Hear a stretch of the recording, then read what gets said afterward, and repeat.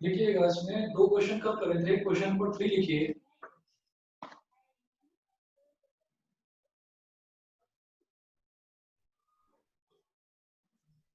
A thin lens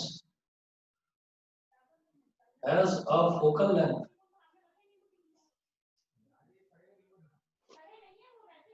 of -25 centimeter. A thin lens has a focal length of -25 centimeter. Full stop. What is the power of the lens? Good evening, sir. Good evening. What is the power of the lens and what is its nature? What is the power of the lens? What is the power of the lens and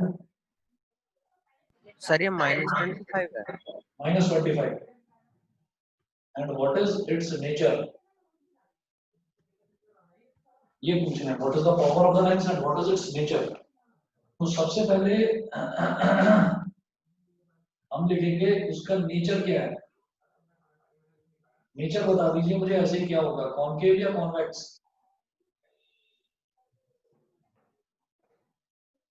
concave. सोच कर बताओ ढंग से जरा. Nature क्या होगा, concave या convex? बताओ. अभी कॉनकेव किसने बोला था? सर मैंने. ठीक बोला था. अगर किसी की भी फोकल लेंथ नेगेटिव होती है तो हम बोलते हैं कि वो चाहे लेंस हो चाहे मिरर हो वो कॉनकेव होता है. तो हम बोलेंगे यहाँ पर नेचर में कॉनकेव लेंस. ठीक है, कॉनकेव लेंस. इसको हम डाइवर्जिंग लेंस भी बोलते हैं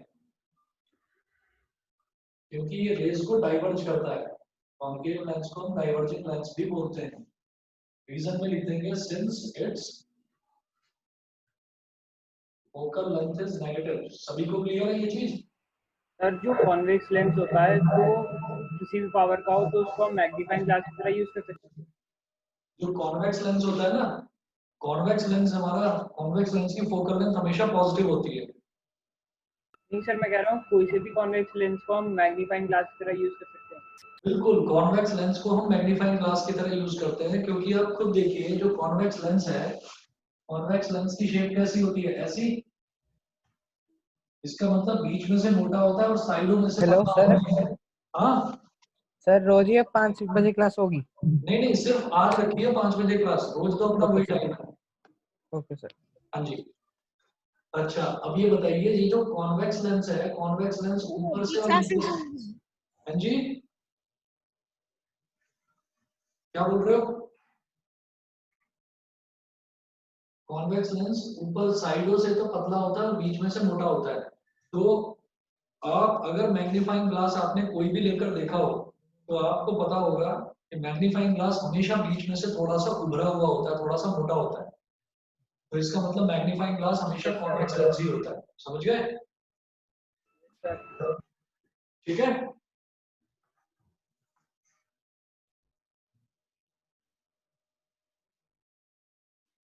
चलिए जी, इसकी फोकल लेंथ हो गई नेगेटिव और फोकल लेंथ नेगेटिव है, इसी वजह से मैं बोलूंगा कि ये इसका जो नेचर है वो कॉनकेव है. ये कॉनकेव लेंस है. ठीक है. उसके बाद इन्होंने पूछा क्या था, इन्होंने पूछा था what is the power of the lens. Power कैसे निकालेंगे? पहले तो फोकल लेंथ को निकालो आप मीटर में. तो एफ कितना दे रखा है? -25 सेंटीमीटर. तो ये कितना हो जाएगा? माइनस का 25/100 मीटर. 25 वन जा 25 फोर जा -1/4 metre. Therefore, power is equal to 1/f. मतलब 1 divided by f. तो 1 divided by -1/4. डिवाइड का मतलब ये मल्टीप्लिकेशन में कन्वर्ट हो जाएगा, इसका रेसिप्रोकल हो जाएगा. 1 multiplied by -4/1 -4 डायोप्टर. सभी को क्लियर है? Yes sir. ठीक है जी, नेक्स्ट क्वेश्चन लिखिए, the power of a lens. अगला क्वेश्चन था ये, क्वेश्चन नंबर 4 लिखिए।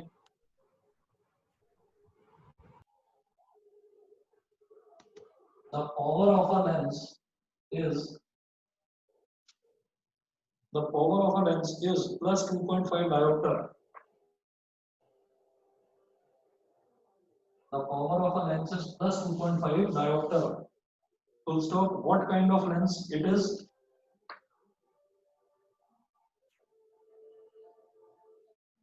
What kind of lens it Convex. is? Convex होगा. And what is its focal length?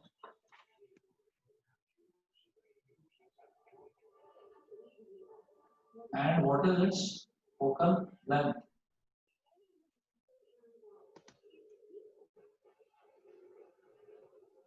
What kind of lens it is and what is its focal length? ये पूछ रहे हैं. तो यहाँ पर आप लिखेंगे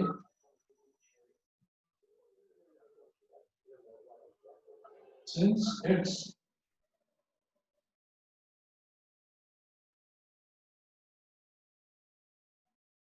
फोकल लेंथ +4 आ रही है। since its अभी बताता हूँ. Since its power is positive. देखिए फोकल लेंथ पॉजिटिव है तो पावर भी पॉजिटिव आएगी, फोकल लेंथ नेगेटिव है तो पावर भी नेगेटिव आएगी, क्योंकि पावर होता क्या है, सिंपली फोकल लेंथ का रेसिप्रोकल ही तो होता है, 1/f ही तो होता है. तो since it's power is positive, तो it will be a convex lens. याद रखिएगा, जैसे कॉनकेव लेंस को डाइवर्जिंग लेंस बोलते हैं, ऐसी कॉन्वेक्स लेंस को कन्वर्जिंग लेंस बोलते हैं. कन्वर्जिंग लेंस, ये इसका नेचर हो गया, कॉन्वेक्स लेंस या कन्वर्जिंग लेंस. ठीक. इसके बाद अब ये पूछ रहे हैं कि इसकी फोकल लेंथ बतानी है. तो power is equal to 1/f. f क्या आ जाएगा, 1/p. 1/ कितना, 2.5. पॉइंट गया ऊपर 10 आ गया. ठीक है, तो ये तो आ गया 10/25 आ गया बेटा मीटर में. मैं इसको सेंटीमीटर में निकालूंगा, तो सेंटीमीटर में निकालने के लिए हमको क्या करना होगा, इसको 100 से मल्टीप्लाई कर दिया, सेंटीमीटर में आ गया 25 100 4 into 10. हाँ जी बताइए. डाउट है हाँ बताइए. सर, फोकल लेंथ को हमेशा 100 से क्यों डिवाइड करते हैं? फोकल लेंथ को 100 से इस वजह से डिवाइड करते हैं क्योंकि जो पावर का फॉर्मूला है ना, उसमें एक चीज होती है बस मेन ध्यान रखने वाली, कि फोकल लेंथ जो f है, it should be in metres. और आप कभी भी किसी भी क्वेश्चन में देखेंगे तो फोकल लेंथ आपको सेंटीमीटर में दे रखी होगी. अगर मीटर में दे रखी है देन इट इज ओके. अगर वो सेंटीमीटर में है तो उसको मीटर में कन्वर्ट करने के लिए 100 से डिवाइड कर रहा है. यहाँ पर भी यही करा है. 25 सेंटीमीटर था तो उसको मीटर में कन्वर्ट करने के लिए 100 से डिवाइड कर. Okay sir. ना, पावर के फॉर्मूले में focal length should always be in metres. ठीक है, आप इसको या तो 40 सेंटीमीटर बोल दीजिए या 0.4 मीटर बोल दीजिए. सही है. चलिए जी, उसके बाद देखेंगे ये कौन सा था, क्वेश्चन नंबर 4 था. उसके बाद क्वेश्चन नंबर 5 है, the lens has a power of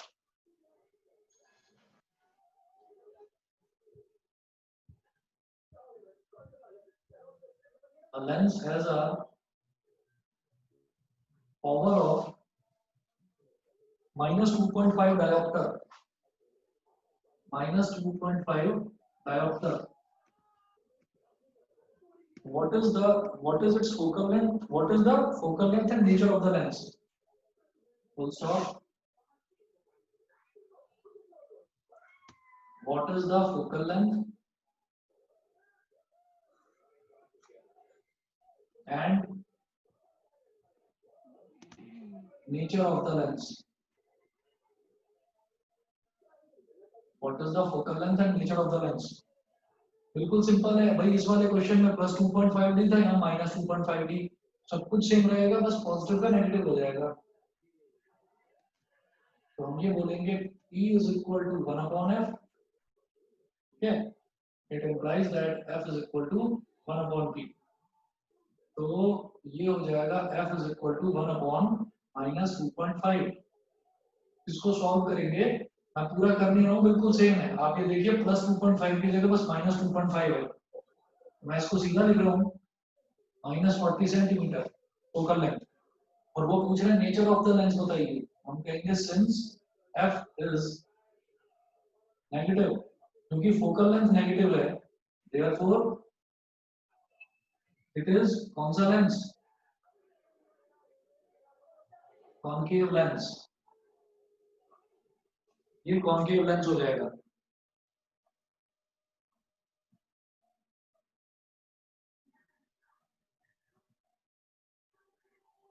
समझ गए सभी बच्चे, समझ गए? Yes sir. कार्तिक, दिवस, कृष्णाक्षी, समझ गए? Yes sir. Yes, sir. ठीक है जी, फिर उसके बाद नेक्स्ट क्वेश्चन लिखेंगे, find the power of a concave lens. Question पर ध्यान देना, find the power of a find the power of a concave lens of find the power of a concave lens of focal length 2 meters, of focal length 2 metre. मुझे पहले से ही focal length 2 metre दे रखी है, और एक चीज का और ध्यान रखना है, क्या कि पावर पूछी है कॉनकेव लेंस की और फोकल लेंथ 2 मीटर। तो जब कॉनकेव है तो बेटा 2 मीटर नहीं लिखूंगा मैं आपको, मैं लिखूंगा -2, ठीक है। और मीटर में दे रखा है तो मुझे 100 से डिवाइड करने की यहाँ पर जरूरत नहीं है, because it is already metres. Solution इसका F is equal to -2 metre. Reason में देखिए, सिंस इट इज कॉनकेव, क्योंकि ये कॉनकेव है तो फोकल लेंथ हो गई नेगेटिव में, ठीक है।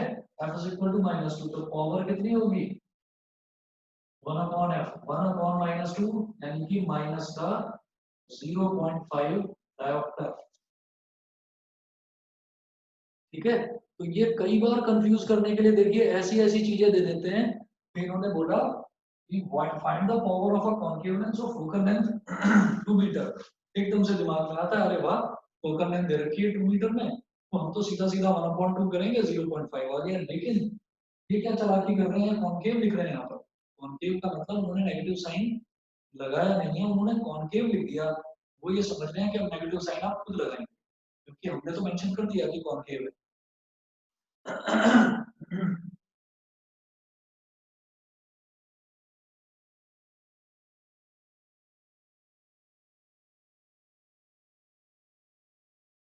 ये हो गया क्वेश्चन नंबर 6। इसके बाद अगला देखते हैं।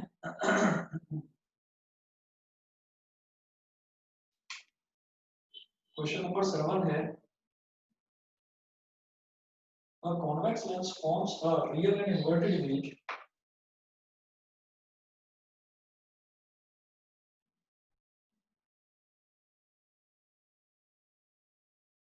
a convex lens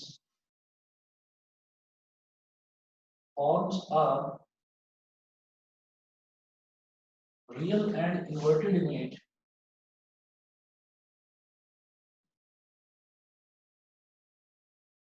a convex lens forms a real and inverted image of a needle at a distance of 50 centimeter, of a needle at a distance of at a needle of a needle at a distance of 50 centimeter from the lens, from the lens, full stop। if the image is of the same size as the needle.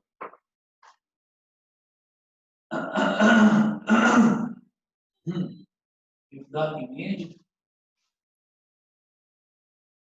is of the same size as the needle, comma, where is the needle placed in front of the lens? Where is the needle placed in front of the lens? पहला question तो ये है। फिर है also find the power of the lens. Also find the power of the lens.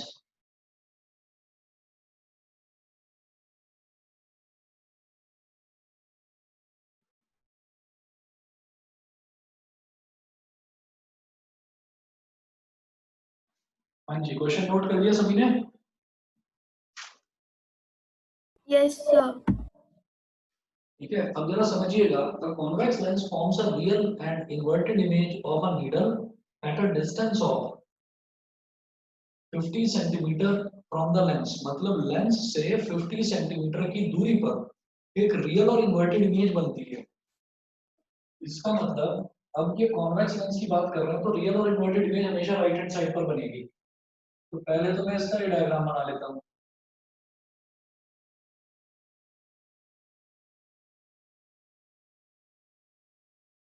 ये हो गया optical centre, image हमारी यहाँ पर बन रही है, रियल और इन्वर्टेड बन रही है। तो यहाँ से लेकर यहाँ तक का जो डिस्टेंस है v, वो मुझे दे रखा है 50 सेंटीमीटर। रियल और इन्वर्टेड इमेज हमेशा राइट हैंड साइड पर बनती है, इसी वजह से मैंने इस तरफ बनाई है, लेंस के इस तरफ 50 सेंटीमीटर। इसको मैं बोलूंगा a डैश और b डैश। अब इन्होंने कहा है if the image is of the same size as the needle. जब इमेज सेम साइज की होती है तो ऑब्जेक्ट कहाँ रखा रहता है बताएंगे? सर 2f डैश पे। बिल्कुल सही कहा। जब इमेज ऑब्जेक्ट और इमेज दोनों का साइज सेम होता है तो ये हमारा कौन सा केस है? ये हमारा फोर्थ वाला केस है, केस नंबर 4। तो उस केस में क्या है कि हमारा इमेज बनती है 2f पर और ऑब्जेक्ट रखा रहता है 2f डैश पर। तो ये वाला पॉइंट हो गया बेटा 2f। तो जब इधर 50 सेंटीमीटर है तो हमारा ऑब्जेक्ट भी इतनी ही दूरी पर होगा। ये सभी बच्चों को क्लियर है ये वाला पॉइंट? कार्तिक,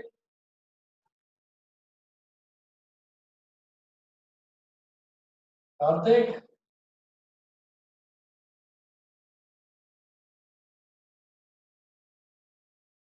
देखिए अब रे डायग्राम बनाएंगे तो ये ऐसे एक ray of light principal axis के पैरेलल, ये फोकस से जाके ऐसे गुजरेगी कि यहाँ मिलेगी। दूसरी रे ऑफ लाइट ऑप्टिकल सेंटर से गुजरती हुई ठीक यहाँ पर टकराएगी। ठीक है, तो हमारा जो ऑब्जेक्ट डिस्टेंस है वो भी 50 हो जाएगा। ये सभी को क्लियर है दिवस? Yes sir. बेटा क्लियर है ये चीज? सर कार्तिक आवाज आ रही है? ये कार्तिक तो सिर्फ जो है ना वीडियो चालू करके भाग गया है भी ऑनलाइन।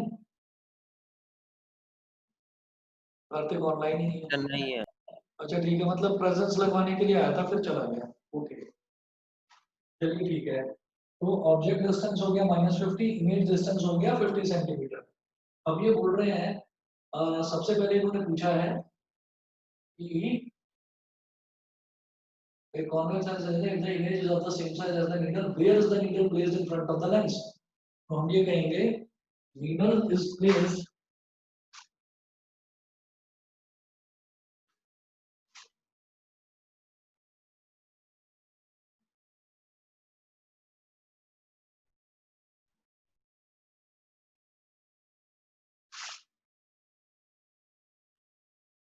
नीडल क्या है? ऑब्जेक्ट है ना, नीडल ब्रैकेट में लिखेंगे आप object, needle is placed at a distance of 50 centimeter from the lens. अब देखिएगा 50 सेंटीमीटर का मतलब क्या हो गया, ये हमारा 2f is equal to 50 है, twice of focal length, तो f कितना हो जाएगा 25। और क्योंकि ये कॉन्वेक्स लेंस है तो कॉन्वेक्स लेंस में हमारी जो फोकल लेंथ होती है वो हमेशा पॉजिटिव ही होती है, तो f हो गया 25 सेंटीमीटर। तो इसका मतलब इसको क्या बोलूंगा मैं 25/100 मीटर, मीटर में कन्वर्ट करेंगे 25 बन जाए 25 25 4 जा 100, E is equal to 1/f, यानी कि 1 divided by f मतलब 1 divided by 1/4 मतलब 1 multiplied by 4, ये हो गया 4 डायोप्टर। बता दीजिए सबको क्लियर है कि नहीं? Yes, sir. Yes, sir. ठीक है, उसके Yes, बाद sir. आप नोट करिएगा power of a combination of lenses. Next topic, power of अ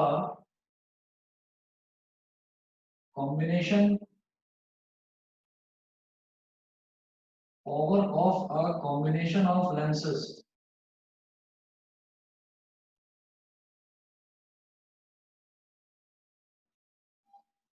इसमें लिखेंगे if a number of lenses are placed in close contact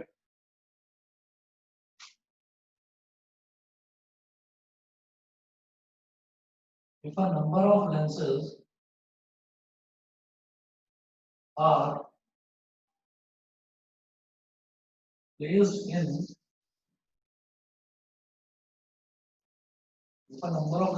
placed in close contact, comma, then the power of the combination of lenses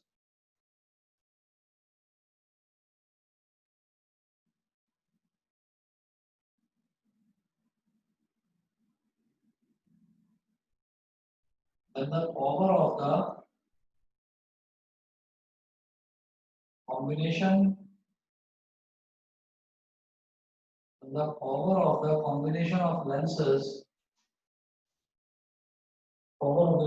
of lenses is equal to the algebraic sum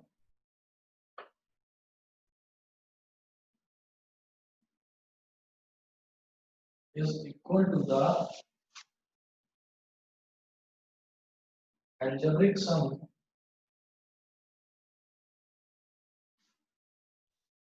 is equal to the algebraic sum of the powers of individual lenses of the powers of individual lenses।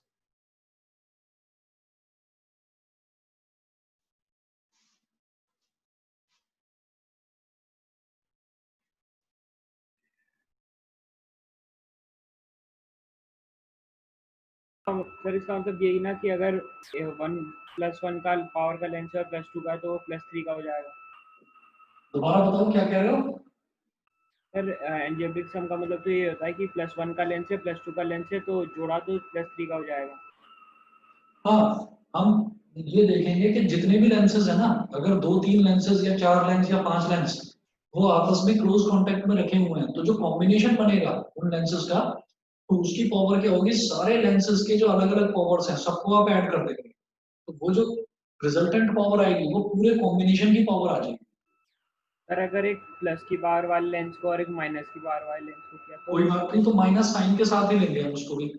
जैसे मान लो एक plus का 2 है और एक minus का 4 है, तो 2 और -4 कितना हो गया, -2, तो रिजल्टेंट जो लेंस की पावर आएगी वो -2 आएगी। ठीक है, अब देखिएगा दैट इज, लिखिएगा इसको, that is P is equal to P1 plus P2 plus P3 plus dot dot dot, जितने भी लेंस रखे हुए हैं सबकी पावर्स को ऐड कर देंगे। और इसमें हम ये देखते हैं, एग्जांपल लेते हैं इसका। फॉर एग्जांपल, अगर मेरे पास एक कॉन्वेक्स लेंस है ऐसे, और कॉन्वेक्स लेंस की पावर दे रखी है +4 डायोप्टर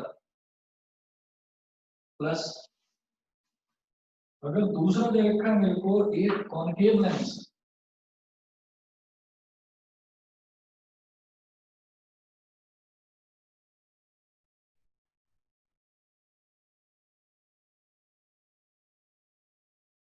कॉन्केव लेंस की पावर मुझे दे रखी है -10 डायोप्टर। इन दोनों का कॉम्बिनेशन ऐसे बनेगा बेटा,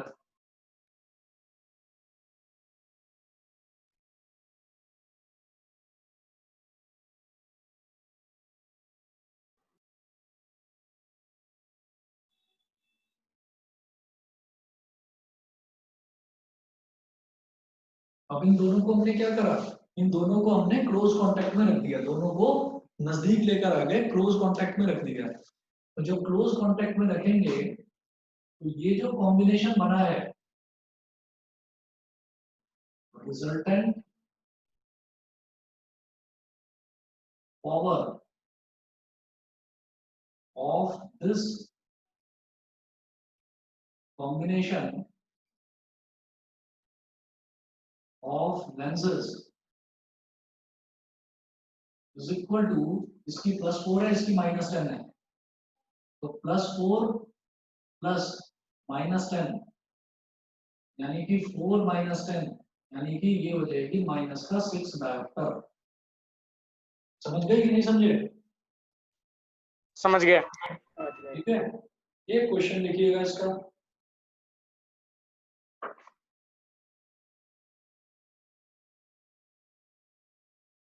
Two thin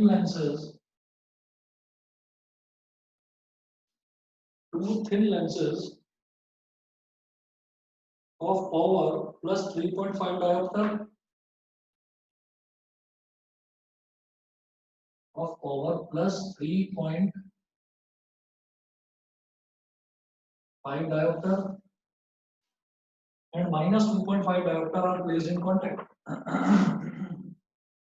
सर मेरे को एक बात समझ नहीं, क्या चीज? सर जो लेंस की पावर होती है, जैसे अगर हम कहें कि कॉन्केव लेंस की पावर है, तो वो क्या डिसाइड करता है कि वो कितना अंदर की तरफ बेंट है? नहीं नहीं, कितना अंदर की तरफ बेंट की बात नहीं है। कि जैसे हमने कहा कि जो कॉन्केव लेंस है, तो कॉन्केव लेंस जो है वो कौन सा लेंस होता है? कॉन्केव लेंस जो है वो होता है हमारा डाइवर्जिंग लेंस। ठीक है, तो अगर मैं बोलूंगा कि कॉन्केव की जो पावर होती है वो हमेशा नेगेटिव होती है, तो अगर मान लो -2 की पावर है, डाइवर्जिंग का मतलब क्या होता है कि देखिए, जैसे मैं कार की हेडलाइट की बात करूं, तो कार की हेडलाइट में दो तरीके की लाइट होती है। एक तो होती है लाइट जो बिल्कुल स्ट्रेट जाती है सामने, ठीक है, एक तो वो लाइट होती है, और एक लाइट होती है जो उसको लाइट को फैला देती है, इस तरीके से फैला देती है कि मुझे बहुत दूर तक का दिखाई देता है। ठीक है, तो जो लाइट फैल जाती है ना, इसका मतलब वो लाइट डाइवर्ज हो रही है इस तरीके से। लेंस जो है ये हेडलाइट है, हेडलाइट में से लाइट ऐसे डाइवर्ज होते हुए जा रही है, फैलती हुई जा रही है बाहर की तरफ। तो जिसकी पावर जितनी ज्यादा होती है, इसका मतलब क्या है कि वो उतना ही ज्यादा डाइवर्ज कर रहा है।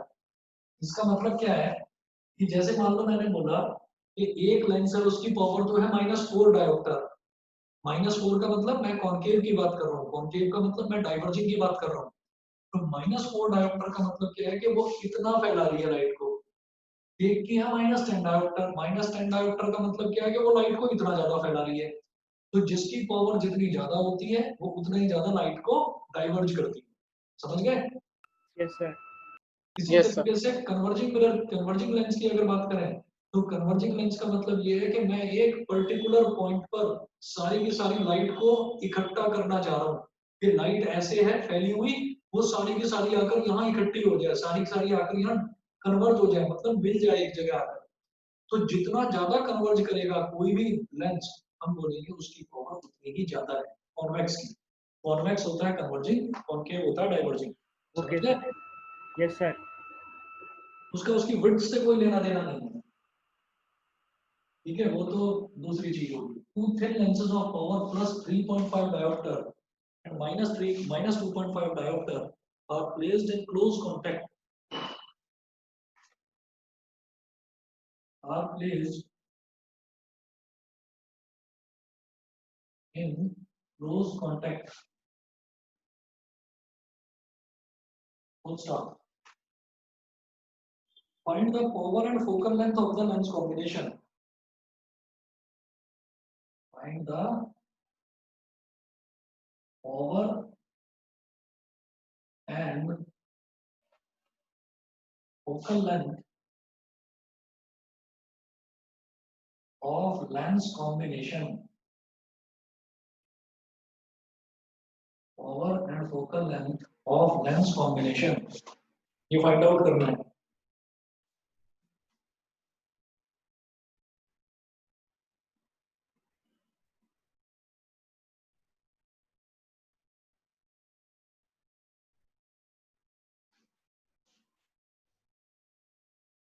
तो सबसे पहले power of lens combination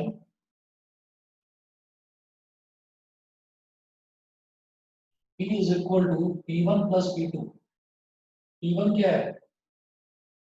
10 का 3.5 प्लस P2 क्या है? माइनस का 2.5। सर 5.2 में मुझे कुछ डाउट्स है। क्या कह रहे हो? 5.2 में मुझे कुछ डाउट्स है। 5.2 मैथ्स का बता रहे हो ना तुम? हाँ सर, हाँ। ठीक है, मंडे को बताता हूँ। Okay sir. 3.5 plus minus minus हो गया 2.5। 3.5 माइनस 2.5 कितना हो गया? 1.0, यानी कि ये आ गया प्लस का 1 डायोप्टर। ठीक है, अब वो पूछ रहे हैं कि इसकी आप फोकल लेंथ बताइए, तो हम कहते हैं कि power is equal to P is equal to 1 upon F। It implies that F is equal to 1 upon P, मतलब 1 अपॉन 1। तो फोकल लेंथ कितनी आ गई? 1 मीटर। बताइए, सबको समझ में आ गया? Yes sir. Yes, sir. Yes, sir. Yes. चलिए जी, तो इसी के साथ ये लाइट वाला चैप्टर खत्म होता है। और अभी जो लेटेस्ट हमने रिफ्रैक्शन वाला पोर्शन करा है, पावर ऑफ लेंस वाला पोर्शन करा है, इसके कुछ सर। क्वेश्चंस मैं आपको बैच खत्म होने के बाद में आपको भेज दूंगा, वो आप प्रैक्टिस करेंगे। और वो आपका होमवर्क है, उसकी आप फोटो खींच के मुझे व्हाट्सएप करेंगे, ठीक है? तो होमवर्क को लेकर थोड़ा सा आप लोग सीरियस हो जाइए। होमवर्क क्या? क्या कह रहे हो? सर कल छुट्टी रहेगी ना? हाँ, कल की छुट्टी है। सर अभी भेजोगे ट्यूशन के बाद भेज देना? हाँ, ट्यूशन के बाद भेज दूंगा। अभी क्या टाइम हो रहा है? अभी 5:30 बज गए शायद। हाँ, मैं आपको सर 5:40।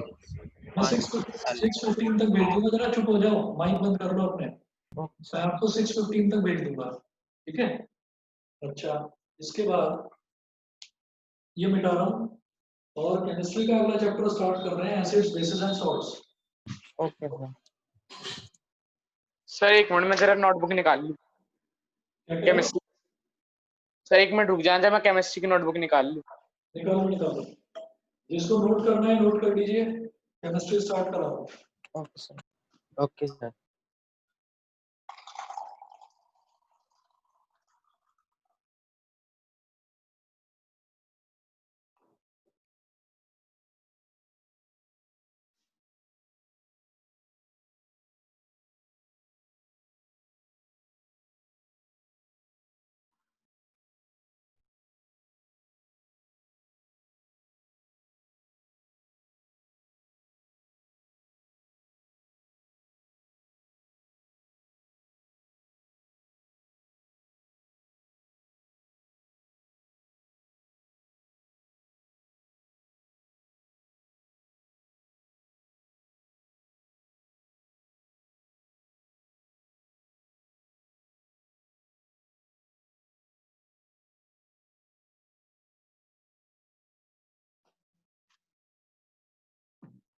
सर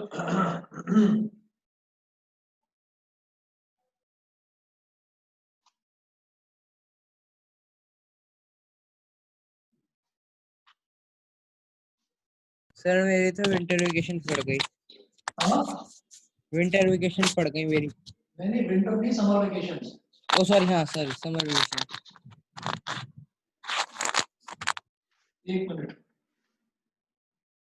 एक मिनट में आ रहा हूँ।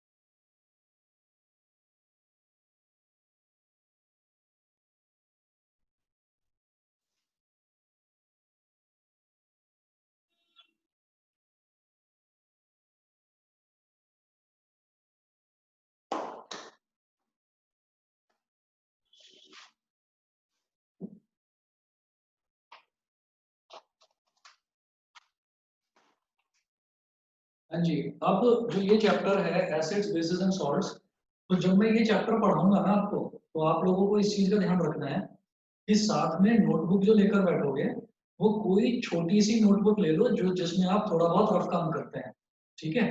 सिर्फ छोटे शॉर्ट ओके नोट्स सर। बनाने के लिए। बाकी जैसे ही आपकी क्लास खत्म हुआ करेगी, जैसे मैं आज कराऊंगा, तो जितना भी मैं कराऊंगा वो पोर्शन की मैं फोटोग्राफ, नोट्स की फोटोग्राफ मैं आपको व्हाट्सएप कर दूंगा। तो वो जो पोर्शन होगा उसको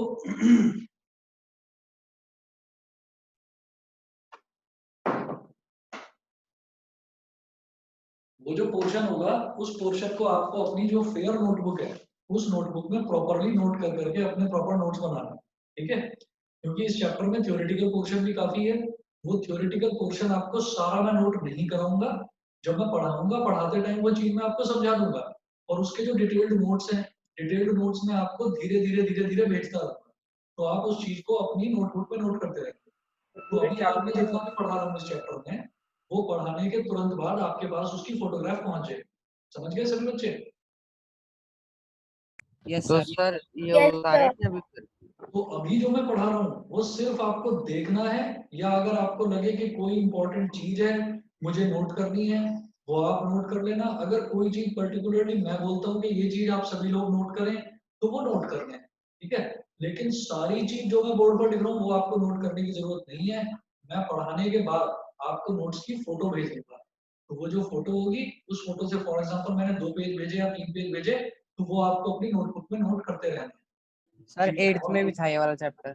हाँ बेटा, 8th में भी था ये वाला चैप्टर। हाँ 8th में भी था, लेकिन अब थोड़ा डिटेल में होगा, ठीक है? Okay sir. चलिए जी,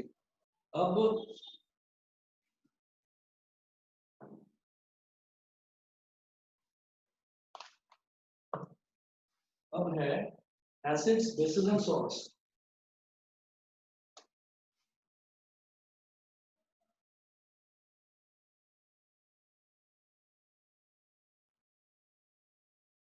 acids bases and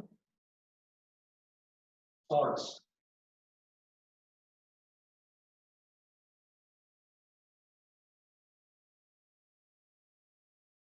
acids bases and salts, इसमें देखिएगा, इसमें क्या है हमारे पास कि सबसे पहले हम क्या करेंगे, एसिड, बेस और सॉल्ट। तो सबसे पहले हमारा काम क्या है कि हम सॉल्ट को तो थोड़ी देर के लिए भूल जाते हैं, सॉल्ट की बात तो बिल्कुल बाद में करेंगे। सबसे पहले हम बात करते हैं एसिड्स की और बेसिस की। तो अभी मुझे यही नहीं पता, हम ये मानकर चलते हैं कि मैं नहीं जानता कि क्या होता है एसिड, और मैं ये भी नहीं जानता कि क्या होता है बेस, मुझे दोनों के बारे में कुछ भी नहीं पता। तो हम इसमें एक चीज ये लेकर चलेंगे कि भाई कोई ऐसा तरीका होता है जिससे मुझे ये पता चल जाए कि जो भी मैं सब्सटेंस मेरे हाथ में है, मेरे पास जो भी सब्सटेंस है वो एसिड है या बेस है, उसको पता लगाने का तरीका क्या होता है। तो हम ये कहते हैं कि कोई भी चीज होती है ना, एसिड है या बेस है, उसको फाइंड आउट करने के लिए कि ये एसिड है या बेस है, उसको फाइंड आउट करने के लिए मैं जिस चीज का यूज करता हूँ उस चीज को बोलते हैं इंडिकेटर। ठीक है। इंडिकेटर क्या काम करता है? सर क्या बोलते हैं, क्या बोलते हैं? Indicator indicator. हाँ, इंडिकेटर क्या काम करता है? इंडिकेटर ये बताता है कि कौन सी चीज एसिड है, कौन सी चीज बेस है। इंडिकेटर का सिर्फ इतना काम होता है। अच्छा, तो अब सबसे पहले मेरे को ये देखना है कि एसिड्स को और बेसिस को टेस्ट करने के लिए इंडिकेटर्स कौन कौन से यूज होते हैं। ठीक है, तो 3 इंडिकेटर्स होते हैं जो सबसे कॉमन इंडिकेटर है। The 3 most common the three most common indicators the three most common indicators to test for acids and bases are 3 होते हैं। सर सॉल्ट के लिए कोई नहीं होता इंडिकेटर? बेटा मैं सबसे पहले आपसे ये बोल चुका हूँ कि सॉल्ट की बात बाद में करेंगे, अभी सिर्फ एसिड और बेस की बात करते हैं। सॉल्ट को ओके मैं सर। स्टडी करूंगा, अभी शुरुआत हुई है ना चैप्टर की, तो पहले सिर्फ एसिड और बेस में डिफरेंशिएट करना सीखते हैं। अभी मुझे नहीं पता कि क्या एसिड है और क्या बेस है, मैं तो बस ये जानना चाहता हूँ कि कोई ऐसा तरीका हो जिससे बस ये पता चल जाए कि हाँ ये चीज एसिड है और ये चीज बेस है। बेसिक डेफिनेशन भी अभी मैं नहीं जानता दोनों की क्या है। तो देखिएगा, जो सबसे ज्यादा कॉमन इंडिकेटर्स होते हैं एसिड और बेस को आइडेंटिफाई करने के लिए, पहला इंडिकेटर होता है लिटमस, दूसरा इंडिकेटर होता है मिथाइल ऑरेंज, और तीसरा इंडिकेटर होता है फिनोल्फथलीन, PHENOLPHTALEIN।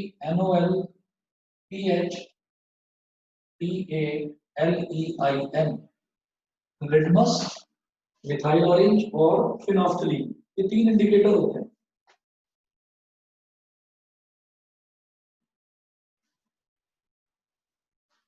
अब देखिएगा, अब जैसे मान लीजिए मैं लिटमस की बात कर रहा हूँ, तो लिटमस जो है, लिटमस 2 तरीके का होता है। सर एक पर्पल और एक रेड।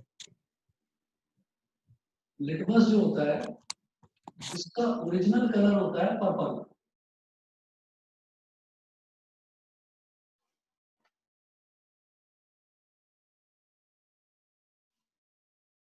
और इसको कन्वर्ट करा जाता है 2 तरीके के लिटमस पेपर में,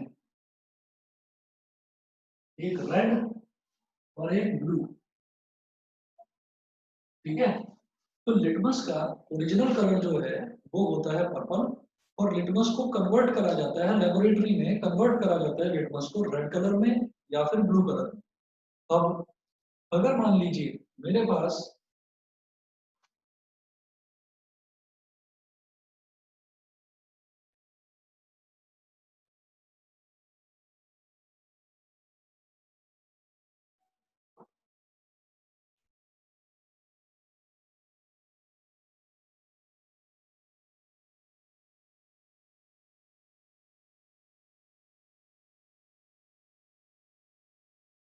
रेड लिटमस पेपर स्ट्रिप,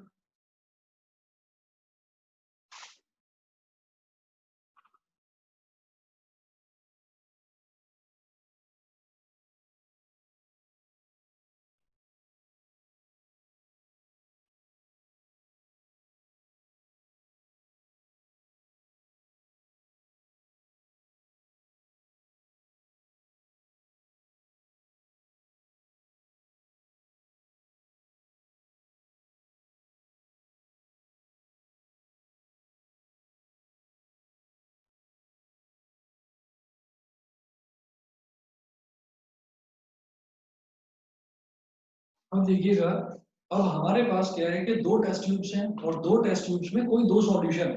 मुझे नहीं पता कि वो क्या चीज है, वो एसिड है बेस है, मैं नहीं जानता।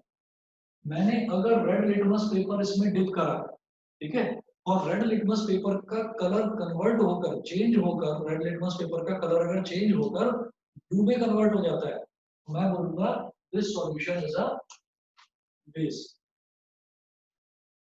Red litmus changes to blue in a base, एक बेस में ऐसा होता है। अच्छा, अगर मैंने ब्लू लिटमस पेपर को एक सॉल्यूशन में डिप करा और अगर ब्लू लिटमस पेपर का कलर चेंज होकर रेड में हो गया चेंज, ठीक है, तो मैं बोलूंगा कि जिस सॉल्यूशन में उसको डिप करा है वो सॉल्यूशन एक एसिड है, एसिडिक सॉल्यूशन है। तो यहाँ पर दूसरा लिखेंगे, बस आप देख लीजिए, नोट्स तो मैं आपको भेज ही दूंगा। Blue litmus changes to red in an acid. Acid में क्या होता है कि जो ब्लू लिटमस पेपर है उसका कलर चेंज हो जाता है, वो रेड में कन्वर्ट हो जाता है। बताइए जी, इतना समझ में आ गया? Yes sir. ठीक Yes, sir. Yes, sir. तो ये पहला इंडिकेटर हो गया बेटा लिटमस। हाँ बताइए, कोई बच्चा कुछ पूछ रहा था। सर अगर हम लिटमस को ब्लू लिटमस को एक सोल्यूशन में डिप करें और उसका कोई कलर चेंज ही ना हो तो वो कौन सा होगा? वो बहुत क्या अच्छी चीज पूछी है। अब एक काम करते हैं, हमने क्या करा कि हमने ब्लू लिटमस पेपर को इस सॉल्यूशन में चेंज करा और उसका कोई कलर चेंज नहीं हुआ, ठीक है।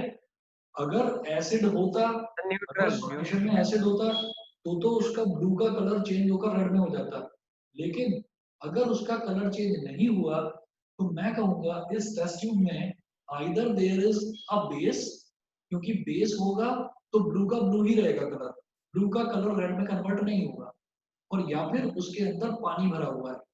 पानी मतलब न्यूट्रल सॉल्यूशन है। सर न्यूट्रल कहते हैं ना। हाँ, पानी को न्यूट्रल बोलते हैं। तो न्यूट्रल सॉल्यूशन है, न्यूट्रल सॉल्यूशन में भी क्या होगा, ब्लू लिटमस पेपर का कलर ब्लू ही रहेगा।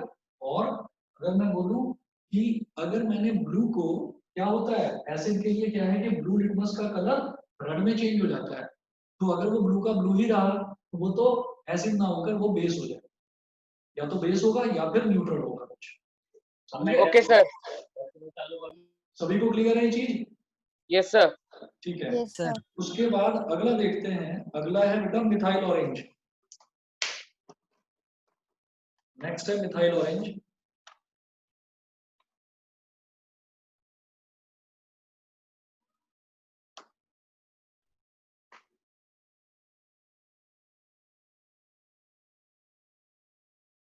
अच्छा, और जो लिटमस होता है ना, लिटमस नेचर में अवेलेबल होता है।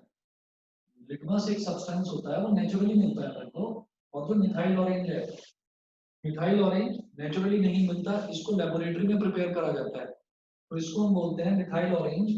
और जो चीज लेबोरेटरी में प्रिपेयर करी जाती है उसको बोलते हैं सिंथेटिक, ठीक है। तो हम बोलेंगे methyl orange is a synthetic indicator, it is a synthetic indicator,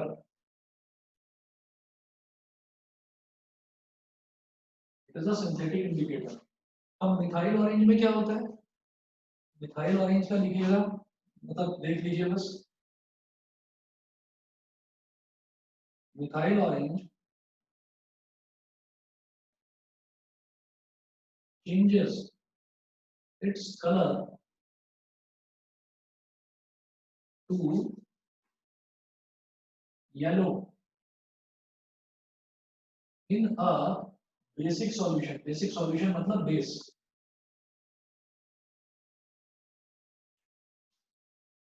ठीक है। अच्छा,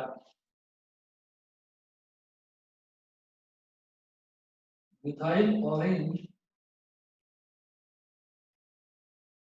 changes its color to red in an acidic solution। और मिथाइल ऑरेंज का जो ओरिजिनल कलर होता है, नाम से ही समझ में आ रहा है कि ओरिजिनल कलर उसका ऑरेंज होता है। इसका मतलब क्या है कि मिथाइल ऑरेंज को अगर किसी बेसिक सॉल्यूशन में यानी कि बेस में डिप करा जाए तो मिथाइल ऑरेंज का कलर चेंज होकर क्या हो जाता है, येलो। अगर मिथाइल ऑरेंज को हम किसी एसिडिक सॉल्यूशन यानी कि किसी टेस्ट ट्यूब में डिप करें जिसमें एसिड भरा हुआ है, तो एसिडिक सॉल्यूशन में डिप करें तो उसका बिल्कुल वही है, जैसे यहाँ पर भी एसिड के केस में रेड हो जाता था कलर, यहाँ पर भी एसिड के केस में रेड हो जाएगा। बताइए जी, ये दो इंडिकेटर समझ में आ गए सभी को? Yes sir. Yes, sir. उसके बाद है फिनोफ्थलीन। फिनोफ्थलीन का जो न्यूट्रल कलर होता है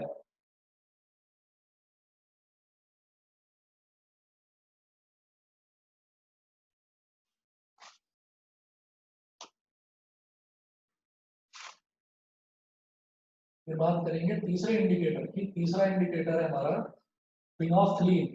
बोलते हैं फिनोफ्थलीन, लिखा जाता है फिनोल्फ्थलीन। एल साइलेंट होता है इसमें, ये वाला L, phenolphthalein. It's neutral colour या नेचुरल कलर, नेचुरली इसका जो कलर है वो क्या होता ही नहीं कुछ कलर, इज कलरलेस। मतलब नेचुरली इसका कलर वही है जो पानी का कलर होता है, कि कोई कलर ही नहीं होता, ट्रांसपेरेंट होता है, कलरलेस होता है। ठीक है, तो इसके लिए लिखिएगा कि it remains colourless in an acidic solution। Acidic solution में इसका कलर कोई चेंज नहीं होता, ये कलरलेस ही रहता है। और दूसरा लिखेंगे इट्स कलर चेंजेस टू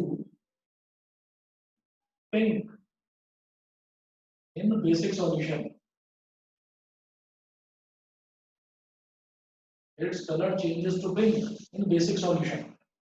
इसका मतलब क्या है, फिर वही सवाल उठता है कि फिनोफ्थलीन का ओरिजिनल कलर कलरलेस है, मैंने उसको किसी एसिडिक सॉल्यूशन में डाला तो वो कलरलेस ही रहा।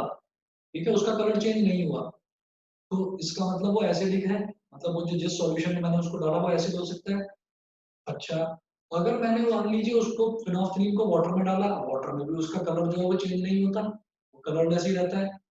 तो इसका मतलब एसिड के लिए this is not a good indicator. पता चला कि हमने उसको एसिड में डाला, हमने डाला तो उसको एसिड में और वो कलरलेस ही रहा। ठीक है, और हमारे दिमाग में ये आया तो भाई इसका तो कलर ही चेंज नहीं हुआ, इसका मतलब ये तो न्यूट्रल है। पता चला हमने उसको एसिड को पानी समझ के पी लिया, हमारा तो हो गया काम तमाम। समझे कि नहीं समझे?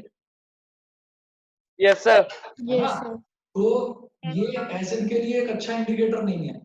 तो इसका मतलब क्या है, ये अच्छा इंडिकेटर किसके लिए है? ये बेस के लिए अच्छा इंडिकेटर है कि कोई एक बेसिक सॉल्यूशन है और बेसिक सॉल्यूशन में मैंने अगर फिनोफ्थलीन को डाला तो फिनोफ्थलीन का जो कलर है, फिनोफ्थलीन का कलर कन्वर्ट हो जाएगा, वो किसमें कन्वर्ट हो जाएगा? पिंक कलर का हो जाएगा। अब सवाल ये उठता है कि क्या फिनोफ्थलीन की भी कोई पेपर स्ट्रिप होती है? हम कहेंगे नहीं, फिनोफ्थलीन होता है लिक्विड फॉर्म में। क्यों? क्योंकि कोई पेपर स्ट्रिप कलरलेस थोड़ी होगी। तो फिनोफ्थलीन जो है वो लिक्विड फॉर्म में होता है। लिक्विड फॉर्मेट का मतलब क्या है कि अगर मेरे पास किसी एक बड़ी टेस्ट ट्यूब में या किसी बड़े बीकर में एसिड भरा हुआ है, तो मैं बेवकूफों वाला काम नहीं करूंगा कि उस बड़े के बड़े पूरे बीकर में डालकर चेक करूं कि वो एसिड है या नहीं है। हम एक ड्रॉपर लेंगे, हम उस ड्रॉपर की हेल्प से 3-4 बूंद एसिड की बाहर निकालेंगे, एक टेस्ट ट्यूब में डालेंगे। ठीक है, 3-4 बूंद एसिड की मैंने एक टेस्ट ट्यूब में डाली, और फिर फिनोफ्थलीन की भी 3-4 बूंद मैंने ली और मैंने उस टेस्ट ट्यूब में डाल दी, और फिर मैंने उसको टेस्ट ट्यूब को आराम से शेक किया। मैंने देखा कि इसका कलर कलरलेस ही है, तो इसका मतलब ये हमारा या तो एसिड हो सकता है या फिर ये वाटर हो सकता है। फिर मैंने क्या करा, मैंने एक बड़े बीकर में स्टोर था बेस, मैंने उसमें से बेसिक सॉल्यूशन निकाला ड्रॉपर की हेल्प से, एक छोटी सी टेस्ट ट्यूब में 3-4 बूंदे डाली, उसमें 3-4 बूंदे मैंने फिनोफ्थलीन की डाली, फिर उसको शेक करा तो देखा कि उसका कलर जो है पिंक हो गया, पूरे सॉल्यूशन का कलर पिंक हो गया। तो जैसे ही मैंने देखा कि सॉल्यूशन का कलर पिंक हो गया, बस पता चल गया कि ये बेसिक सॉल्यूशन। तो अच्छे इंडिकेटर्स कौन से हुए? अच्छे इंडिकेटर्स हो गए मिथाइल ऑरेंज, जो एसिड के लिए बिल्कुल अलग कलर देते हैं रेड, और बेस के लिए बिल्कुल अलग कलर देते हैं येलो, या फिर लिटमस पेपर, जो एसिड के लिए बिल्कुल अलग कलर देते हैं रेड और बेस के लिए बिल्कुल अलग कलर देते हैं ब्लू। तो ये हो गया हमारा ज्यादा अच्छे इंडिकेटर, ये माने जाते हैं मिथाइल ऑरेंज और लिटमस पेपर। कितना समझ में आ गया सभी को? सर मिथाइल ऑरेंज भी सॉल्यूशन होता है? मिथाइल ऑरेंज जो है वो दोनों फॉर्म में मिलता है। मिथाइल ऑरेंज को आप सॉलिड फॉर्म में भी ले सकते हो, मतलब पेपर की फॉर्म में भी ले सकते हो, और लिक्विड फॉर्म में भी ले सकते हो। ठीक है, इसी तरह से जो लिटमस है, लिटमस को भी सॉलिड फॉर्म में और लिक्विड फॉर्म में मिल सकता है, जो लिटमस पेपर में है। लेकिन जो फिनोफ्थलीन है ये सिर्फ लिक्विड फॉर्म में ही मिलता है। समझ गए इतना? इतना यस समझ सर। गए? चलिए जी, उसके बाद हमारे दो यस इंडिकेटर्स। सर। हाँ जी, ठीक है ठीक है ठीक है। उसके सर बाद रुक जाओ, स्क्रीनशॉट ले लूं मैं। हाँ अच्छा ले लो, वैसे मैं वीडियो शेयर करूंगा, ले लो फिर स्क्रीनशॉट। हो गया? सर हाँ हो गया। ठीक है, अच्छा अब इसके बाद दो इंडिकेटर और होते हैं, एक होता है टर्मरिक।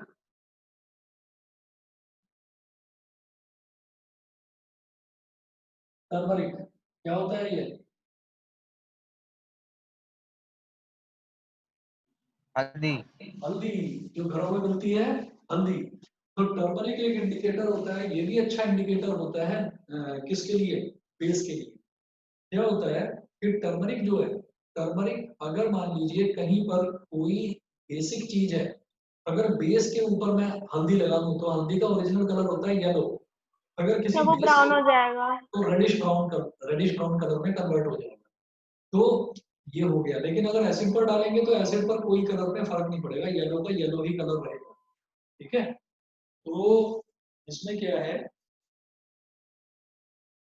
कि टर्मरिक का है कि it turns red, it turns red in base and doesn't change its color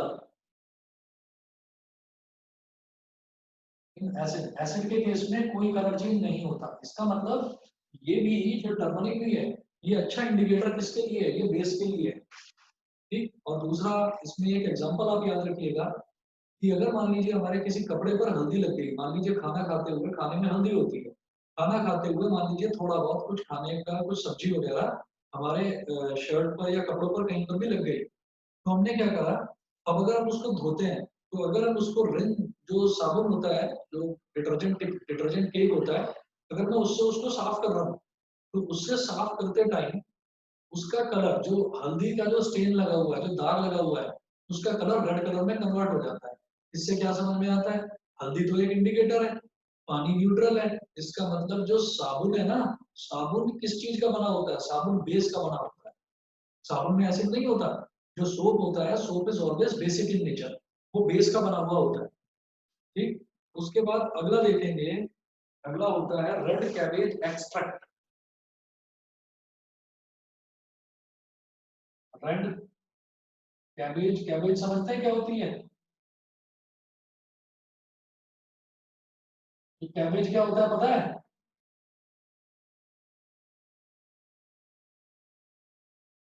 बताइए। सर मूली। अरे नहीं रे, सर थोड़ा पर्पलिश कलर का होता है।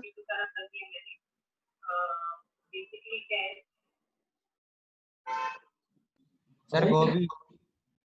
अरे गोभी को बोलते हैं कैबेज। ठीक है, रेड कैबेज एक्सट्रैक्ट। अब हमने ये कहा कि जो रेड कैबेज होती है उसका जो एक्सट्रैक्ट होता है, एक्सट्रैक्ट का मतलब क्या है कि मैंने उसके जितनी भी लीव्स हैं, उसकी लीव्स को मैंने अच्छे से मैश किया, और मैश करने के बाद में मैंने उसका एक थोड़ा सा पल्प निकाल लिया, तो वो जो कलर होता है उसका कलर होता है रेड। एसिड के केस में वो कलर चेंज नहीं होता, रेड है तो रेड ही रहता है एसिड के केस में। तो हम लिखेंगे इसमें remains red in acid। Acid के केस में तो रेड है, ओरिजिनली रेड ही रहता है। ठीक है, और बेस के केस में क्या होता है? it changes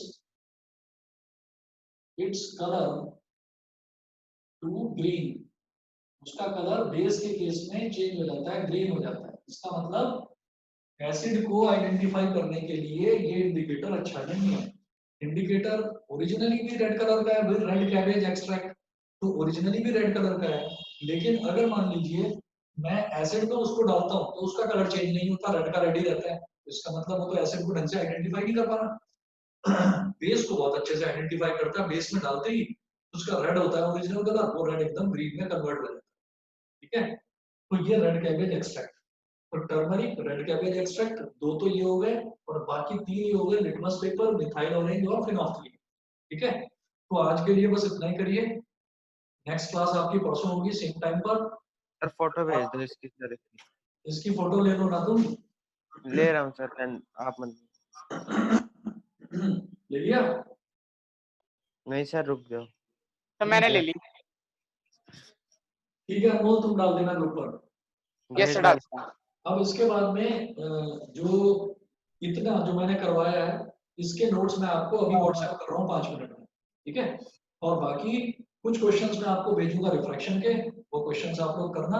और नेक्स्ट क्लास आपकी मंडे को होगी, और मंडे तक ही मैं आपकी आंसर जो आपने जो टेस्ट पेपर दिया था, टेस्ट पेपर के मार्क्स भी सबको बता दूंगा मंडे तक, ठीक है। तो मंडे को आपकी वही 8 बजे क्लास होगी जो आपका टाइम होता है। Okay sir. ठीक है बेटा, तो आज के लिए बस इतना ही। Okay, bye Thank you, bye. sir. Thank you, sir. Okay, bye sir. Bye bye bye bye. Bye, sir. Bye. नमस्ते सर। नमस्ते नमस्ते।